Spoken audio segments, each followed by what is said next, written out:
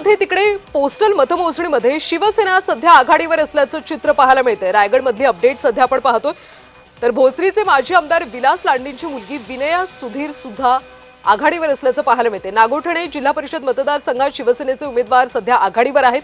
अनेक ठिकाणचे कल आता हाती येतात। शिरूरमध्ये भाजपचे राजेंद्र गावडे सध्या आघाडीवर आहेत। पोस्टल मतमोजणी झालेली आहे।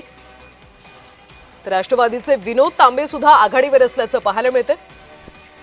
खासदार संदीपान भुमरेंचे पुतणे शिवराज भुमरे हे आघाडीवर। सध्या राज्यभरातले अपडेट्स आपल्यापर्यंत पोहोचतात। आंबेगाव तालुक्यामध्ये विवेक वळसे पाटील आघाडीवर आहेत। रायगडमध्ये पोस्टल मतमोजणीमध्ये शिवसेना आघाडीवर असल्याचं पाहायला मिळते। अनेक ठिकाणी आता पोस्टल मतमोजणी पूर्ण झाली आणि त्याचे कल सध्या आपण पाहतोय। अनेक ठिकाणी भाजपा सध्या आघाडीवर असल्याचं चित्र पाहायला मिळते। नागोठणेमध्ये शिवसेनेचे उमेदवार आघाडीवर आहेत। शिरूरमध्ये भाजपचे राजेंद्र गावडे हे सध्या आघाडीवर असल्याचं पाहायला मिळते। पोस्टल मतमोजणी आता केली जाते, त्याचे कल आपण पाहतोय आणि यामध्ये नेमके कोण कोण आघाडीवर आहेत, कुठल्या पक्षाचे उमेदवार आघाडीवर आहेत याचं चित्र आता हळूहळू स्पष्ट होते। खासदार संदीपान भुमरेंचे पुतणे शिवराज भुमरे सुद्धा सध्या आघाडीवर आहेत। आंबेगाव तालुक्यामध्ये विवेक वळसे पाटील हे आघाडीवर आहेत। अनेक ठिकाणी दिग्गजांची प्रतिष्ठा पणाला लागल्याचं पाहायला मिळते। अनेक दिग्गज नेत्यांचे नातेवाईक निवडणुकीच्या रिंगणात उतरलेले आहेत।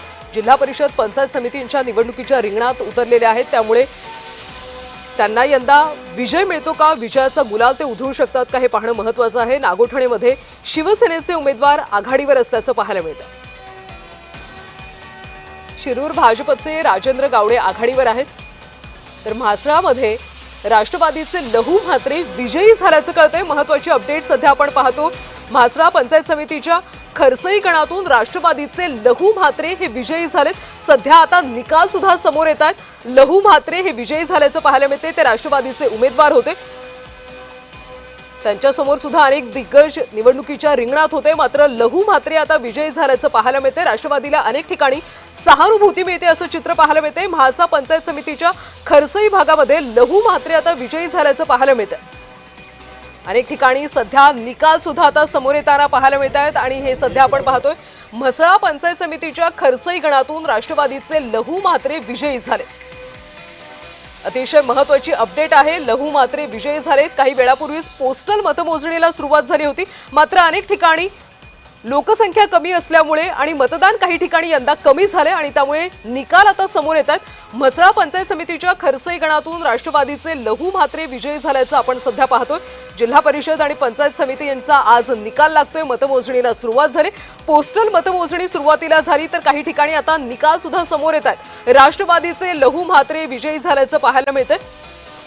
म्हसळा पंचायत समितीमध्ये सुद्धा यंदा चुरशीची अशी लढत झाली होती। अनेक महत्त्वाचे दिग्गज निवडणुकीच्या रिंगणात उतरले होते, मात्र यामध्ये आता राष्ट्रवादीचे लहू म्हात्रे यांनी बाजी मारली, ते विजयी झाल्याचं सध्या पाहायला मिळतं। अनेक ठिकाणचे निकाल आता समोर येतात, त्यामुळे दुपारी 2 वाजेपर्यंत राज्यभरातल्या पंचायत समिती आणि जिल्हा परिषदेचे निकाल समोर येतील असं म्हटलं जातंय। सध्या मतमोजणीला सुरुवात झालेली आहे। पोस्टल मतमोजणी काही ठिकाणी पूर्णपणे झालेली आहे आणि तिकडे म्हसळा पंचायत समितीच्या खरसई गणातून राष्ट्रवादीचे लहू म्हात्रे विजयी झाले।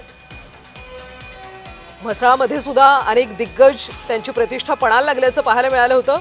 अनेक महत्त्वाचे नेते निवडणुकीच्या रिंगणात उतरले होते, प्रचार सभा सुद्धा गाजवण्यात आल्या होत्या आणि त्यातून आता राष्ट्रवादीचे लहू म्हात्रे विजयी झाल्याची माहिती मिळते। राज्यभरातले निकाल हळूहळू आता समोर येतील। सर्वात जलद निकाल तुम्ही जय महाराष्ट्रवर पाहताय। तिकडे आंबेगाव तालुक्यामध्ये विवेक वळसे पाटील सध्या आघाडीवर असल्याचं चित्र पाहायला मिळते। रायगडमध्ये पोस्टल मतमोजणी होती आणि त्यामध्ये शिवसेना सध्या आघाडीवर। कोकणामध्ये अनेक ठिकाणी नारायण राणे, निलेश राणे, नितेश